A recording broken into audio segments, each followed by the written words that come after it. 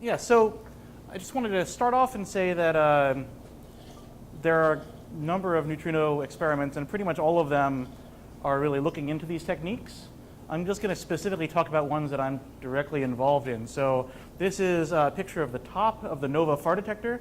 So it's very big. You can't capture the whole detector in one frame. So that's just sort of the top of it. And then this is sort of a diagram of the prototype detector for Doon, which is an upcoming experiment. So I'm going to talk a little bit about some of the things that are in the works for those two experiments. So I wanted to start off just by giving people a little bit of an introduction to neutrino physics because just like Shirley had said with cosmology, I suspect I'm the only person here who does neutrinos. And so, you know, I think it'd be good to just go over a little bit what exactly we're doing. So first of all, neutrinos were proposed back in 1930. Wolfgang Pauli proposed them basically to make the energy balance come out right for beta decays. So he had no good reason to propose them other than the fact that if he didn't, energy wasn't conserved, and that seemed more important than inventing some fake particle. He was at least pretended to be ashamed of doing this because he thought that you could never actually observe them. It turns out he was right about them existing, but he was wrong about them being unobservable. So it took until 1956 when the first neutrinos were observed. So Cohen and Raynes discovered the electron neutrino using nuclear reactors. Then had to go a little bit later to 1962 when Lederman, Schwartz, and Steinberger discovered the muon neutrino. And then the tau neutrino took a lot longer. It wasn't until 2000 when the Doon collaboration finally discovered that. And in reality, with tau neutrinos, we've only positively identified, I think, less than 20 since then. So we really haven't seen very many of those. So they sort of fill out the standard model. Here's the standard model elements that we're all sort of familiar with. So the neutrinos that are around here, each of them are partnered with one of the charged leptons, and they feel only the weak force. And in the standard model, they're strictly massless. But things didn't really work out that way. So here's two experiments that noticed some weird behavior for neutrinos. So I'll say these weren't the first experiments to notice this, but they're the ones who figured out really what was going on. So first, Snow was looking for neutrinos from the sun. Right? So there had been an experiment in Homestake Mine that had observed that there were a lot less electron neutrinos from the sun than they expected from solar models. Pretty much no one believed them because it was only like a third of the ones from the model, and everyone believed, well, we just don't understand how the sun works. So of course, that's what you got wrong. Well, Snow was able to measure how many electron neutrinos there were with pretty high precision, but they were also sensitive to the total number of neutrinos, basically through the neutral current interaction, which is not sensitive to flavor. And so the total number of neutrinos from the neutral current interaction was really bang on from the prediction from the solar model, but there were only a third of the new electron neutrinos that they expected. So that was pretty much proof positive that the old experiment had been right, that there really were missing neutrinos. Super Kamiokande, it's a giant water tank, was basically built to look for proton decay, but their main background was atmospheric neutrinos. So neutrinos, muon neutrinos produced in the atmosphere by cosmic rays. So they see tons of those because the Earth doesn't really shield them from that. And what they've noticed was that muon neutrinos coming straight down from the sky pretty much agree with their model, but there were not enough of them coming up through the Earth. And so when you put these two pieces of evidence together, you get oscillations. So neutrinos are changing type as they travel. This was a big enough deal that this was given a Nobel Prize relatively recently, 2015. So what that means is that neutrinos have mass. So like I said, in the standard model, they're strictly speaking massless, but this says they have to have mass. So just so you understand, when you produce a neutrino, you produce them using the weak interaction. It's the only thing they feel. And so they're produced with a definite flavor because that's the thing the weak interaction basically works on. But when they travel as mass states. Right? So these mass states all propagate at slightly different speeds.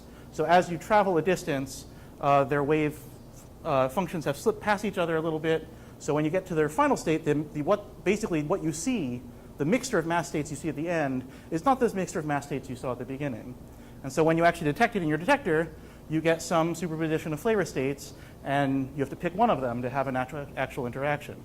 So neutrino oscillations are sensitive to this difference in mass squareds between states, and they depend on energy over baseline.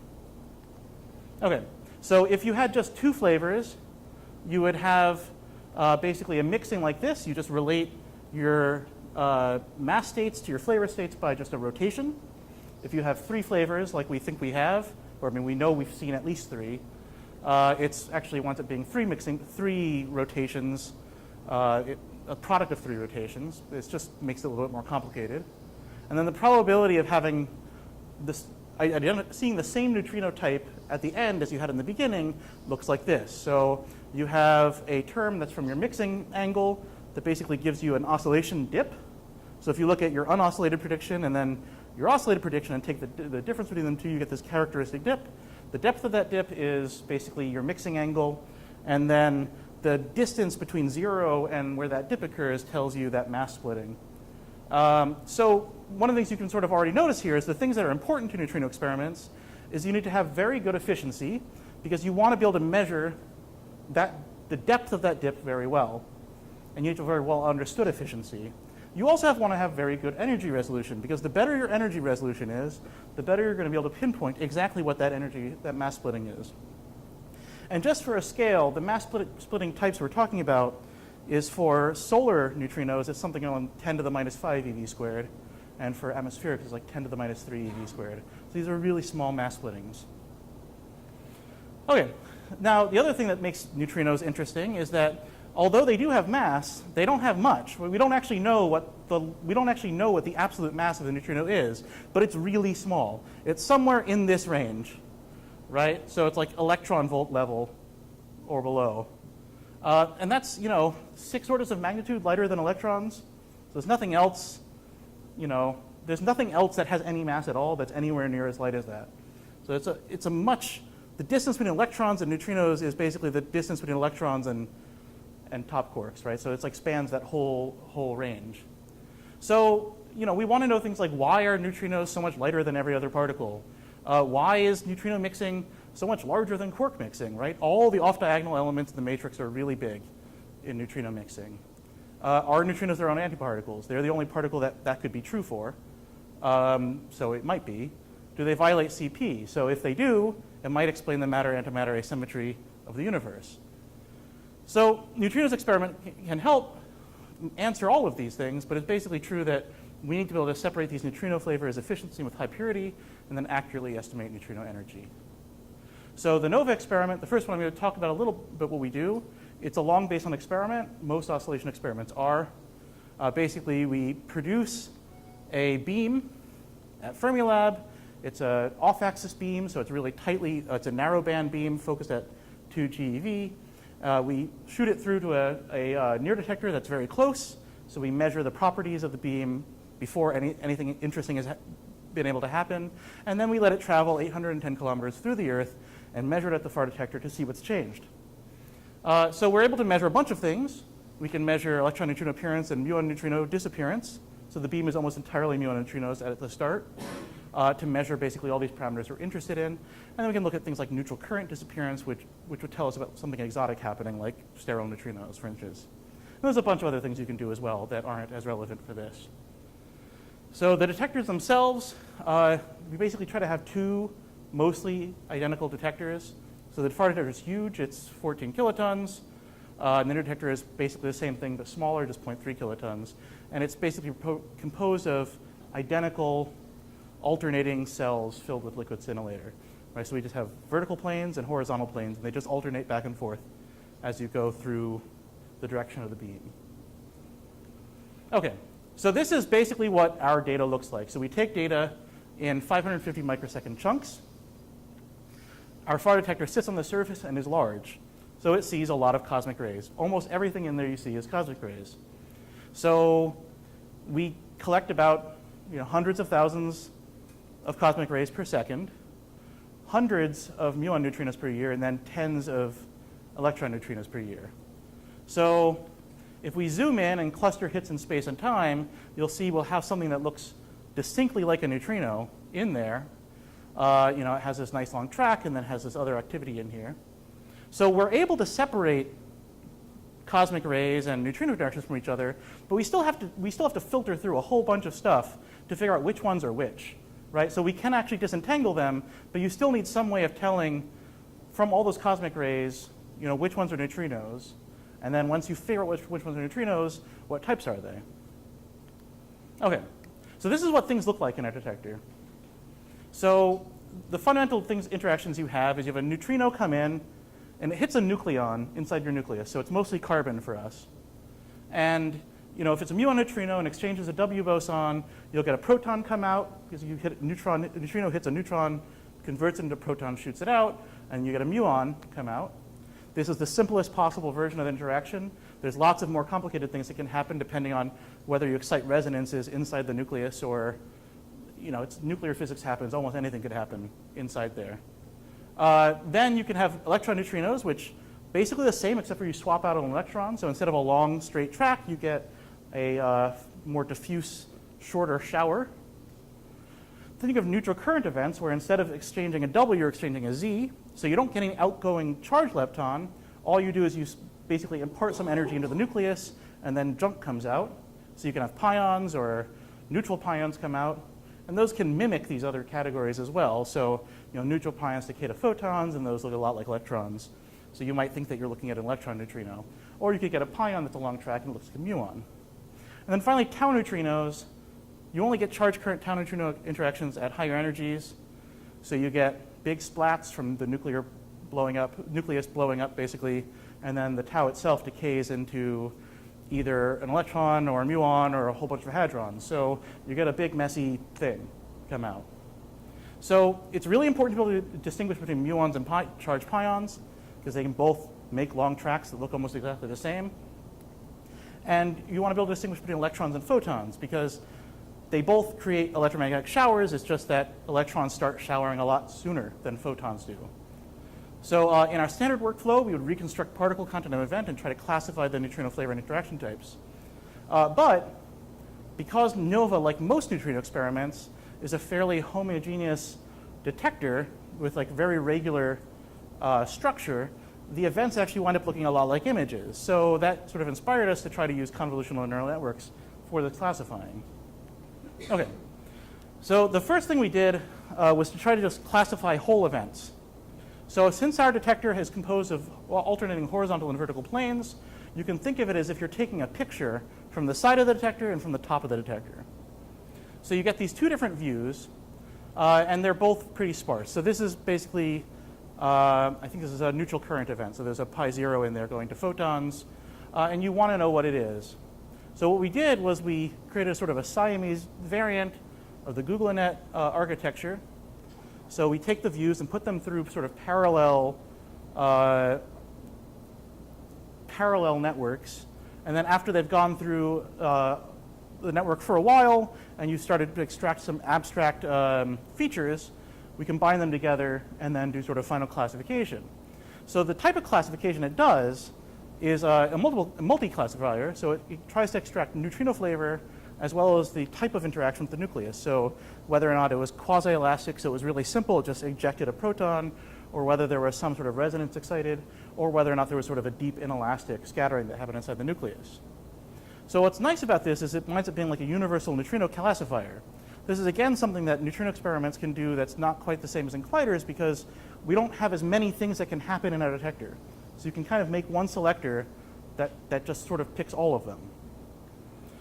So one of the things we've done relatively recently is we can run our beam in either neutrino mode or anti-neutrino mode.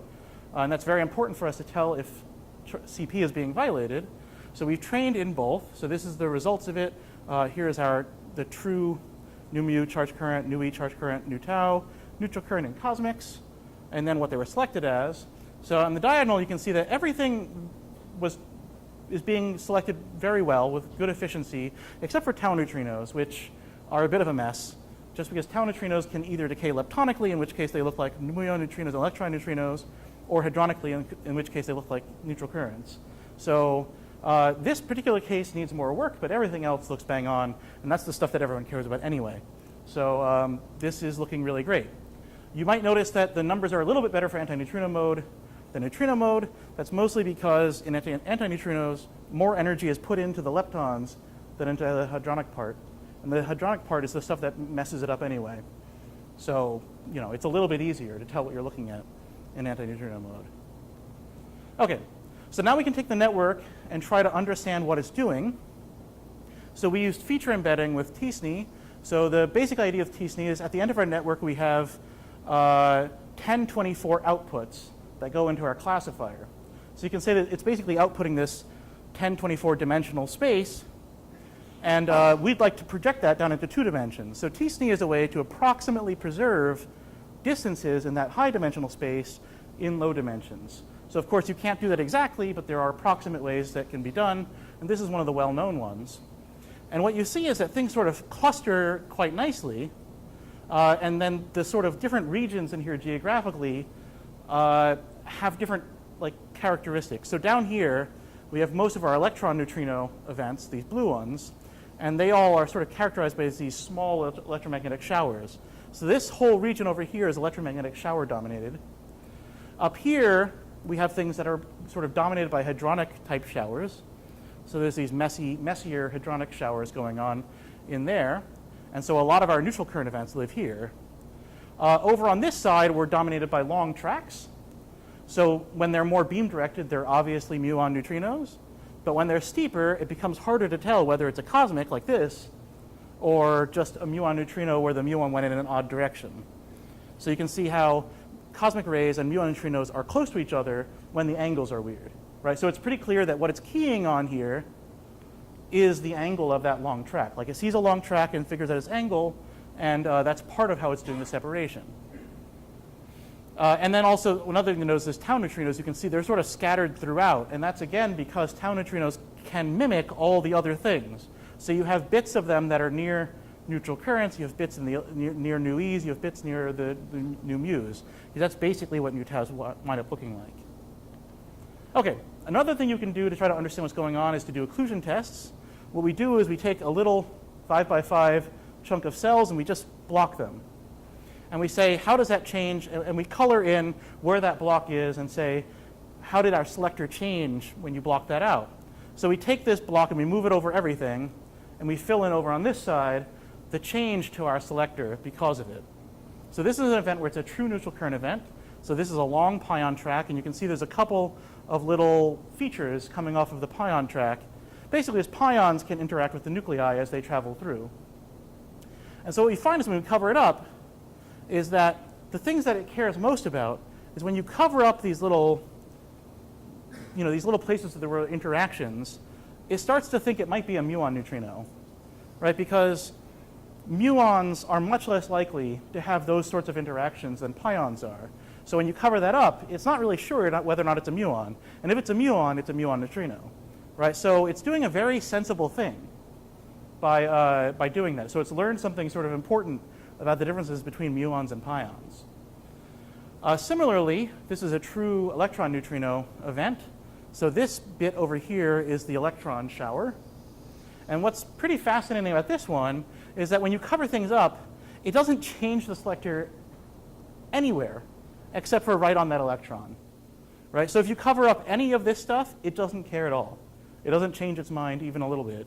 It only changes its mind right when you're in the beginning of that electron shower, because that's precisely where all your discriminating power between an electron and a photon is. Right? So photons start to shower further away from your vertex than electrons do. So if you cover up this little bit right here, right where you can tell where the vertex is, suddenly it says, well, it might be a photon, in which case maybe this is a neutral current, right? Because I don't see an electron anymore. So it's interesting. It's just learning exactly the things that the hand scanners of old used. Like when hand scanners were looking at bubble chambers, this is exactly the type of thing that they were using to make their judgments. And it seems like what the network has learned are all of those same tricks. And we didn't teach it that. It just learned that on its own. Okay, so we also need to sort of try to probe the network in different ways. So this was all trained on Monte Carlo, and everything I've shown you already was Monte Carlo. So we need to know whether or not it works in data at all. So one of the tricks we use is this hybrid event testing. So the idea is it's easier to select muon neutrinos. First of all, we have tons of them. And if there's a very long straight track, you pretty much know it's a muon. So if you start off with selecting likely muon neutrino events in your neural detector, and then you just delete that muon track, and then you add back in a simulated electron with the same momentum as the muon, you wind up getting something which is partially data and partially Monte Carlo. If you compare the same procedure done in Monte Carlo and data, so you take muon neutrino Monte Carlo, delete the muons and put in a simulated electron, and data muon neutrinos and delete the muon, put in an electron, you basically get very, very good agreement, right? So our efficiency is modeled very well, and it agrees in data Monte Carlo to better than 1%. So once you do that, you can actually start using it in analyses. So I've updated this to our most recent thing that we showed this summer. But basically, you can select, use CVN, the thing we call our network, to select electron neutrino samples that's like 73% efficient and 76% pure. And that winds up being an improvement over traditional selection methods. That's basically like an equivalent to if you had made the detector 30% more mass, right? So it winds up being a pretty big deal. It's like as if you just collected 30% more statistics. And we get excellent data Monte Carlo agreement in our new detector, and it winds up producing sort of our top-line physics result. This is sort of like the flagship thing that NOVA was designed for. And so we're gradually able to exclude more and more regions of parameter space, and hopefully soon we'll be able to kill off one whole option in our parameter space. Okay, so now we'd like to look into a little bit more depth into what exactly is happening with our neutrino interactions. So ultimately, we would like to use deep learning to reconstruct everything, because we know that a large part of the reason why deep learning works better than traditional methods for our selection is because there's information we were leaving on the table, or we weren't reconstructing things as well as we thought we were, and deep learning could sort of get around that. But that doesn't work yet, so we're trying to think about ways we could augment what we've done with traditional reconstruction methods. So our basic sort of a process that we use in traditional reconstruction is we do a coarse event level time-space clustering using dbScan. We vertex using sort of Huff transform, and then we form prongs by sort of clustering in angular space around the vertex. So one of the things we want to ask is, can we classify individual prongs? So what we want to do is we have a sort of a modified version of our CVN network that has 4 views instead of 2. It takes in the full event on the side and top view as context, and then the prong that you're trying to identify, the side and top view as well. So you'll notice that that prong is duplicated. You see it twice. But one of them is context and one of them is the actual thing you're trying to classify. So what we get is, again, very good efficiencies and purities in whether it's electron, photon, muon, pion, or proton. The worst one is pions. It's just hard to tell. It can look like a lot of different things as well. So we want to know, what exactly does the context give us? So that's a sort of another interesting thing to look at, is we've added in these context slices, but the context actually introduces a model dependence. So we use the Genie simulation package as an interaction model. So what happens when we remove the context? So this is sort of the change in efficiency when you remove the context view and only have the single particles themselves. What we find is that there's a couple of things that degrade quite a lot. So one of them is photons, and the other one is muons. They sort of suffer a good bit. So muons are more likely to be identified as pions, and photons are more likely to be identified as electrons. And this is basically the signal efficiency versus background efficiency for the photon classifier. And I think what's basically happening here is, again, the context tells you where the vertex is, right? It tells you where all the other particles are, and you can't distinguish a photon from an electron really without any other information, because the only thing that tells the difference between them in a detector is how close you are to a vertex. Okay. So basically, once you have this, though, and use context, you can use it to start reconstructing things, and we use this to reconstruct the pi0 mass peak, and we can basically have like a 12% improvement in the selection purity over what we had done previously with traditional methods. Okay, so last thing, Doon is the other experiment that we're doing a lot of work on. It's a future flagship long baseline experiment, and it's trying to basically observe all the same things NOVA does, just in much higher precision, essentially. So it's a broadband beam over a much longer distance, 1,300 kilometers, and it's deep underground, 1.5 kilometers underground. So the idea is to really do ultra high precision measurements that aren't possible to do currently in NOVA.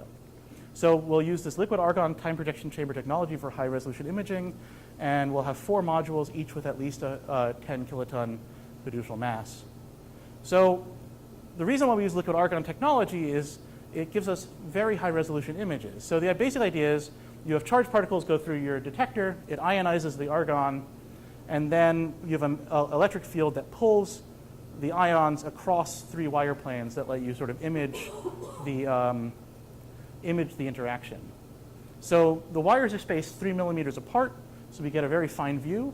So this is sort of one event in the 2 induction planes and collection plane. And what you can see is that you can see with such detail that instead of like an electromagnetic shower, you actually see individual electron-positron pairs. Right? These little V's are all pairs. And this is a blessing and a curse. Basically, you can see everything that happens in the interaction, but it's also incredibly hard to reconstruct. So people have been working for a long time to try to do this.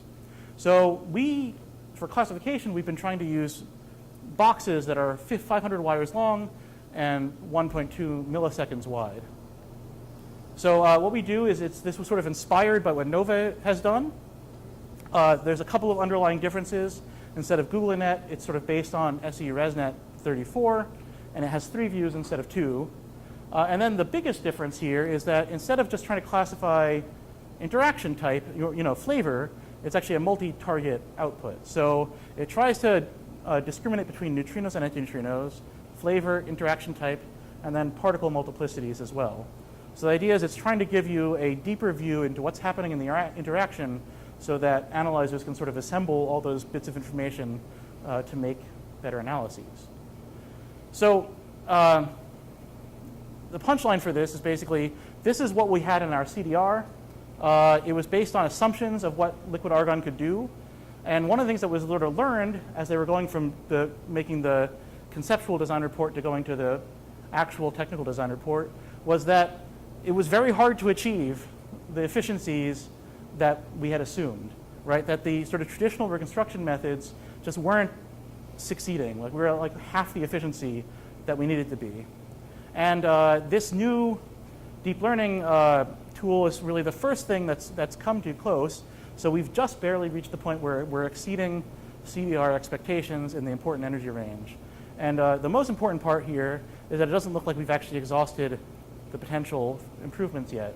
So there's a number of improvements that aren't yet fully vetted that look like it might actually improve the efficiency even more. Okay, so in summary, these modern deep learning techniques are very powerful, and they're an excellent fit for neutrino physics with our homogeneous detectors. It works just very, very well for that type of situation. And again, because of the way neutrino experiments work, it's possible to create these sort of universal neutrino interaction classifiers, which you can then use for many tasks. It uses minimal reconstruction, so the fact that we're not perfect at this yet doesn't really hurt us. And it significantly, in NOVA, it significantly increased our electron-neutrino selection efficiency. So using CVN was central to our electron-neutrino appearance analysis, and it went into a published result. So that's another thing, in neutrino experiments we're small enough that it's actually possible to get these sort of new things pushed through collaboration review in pretty quickly. I think it was about a year that it took to do that. And it's also in widespread use throughout NOVA. So not just in the electron-neutrino appearance analysis, every single analysis in NOVA uses this selector. So the muon neutrino disappearance analysis does, and so do the sterile analyses as well. And then sort of the big future thing in NOVA is trying to figure out how to do full reconstruction based on sort of instance-aware semantic segmentation, but that's still a ways away. And these convolutional neural networks were critical in Doon to sort of achieve design sensitivities with realistic simulation and reconstruction. Thank you.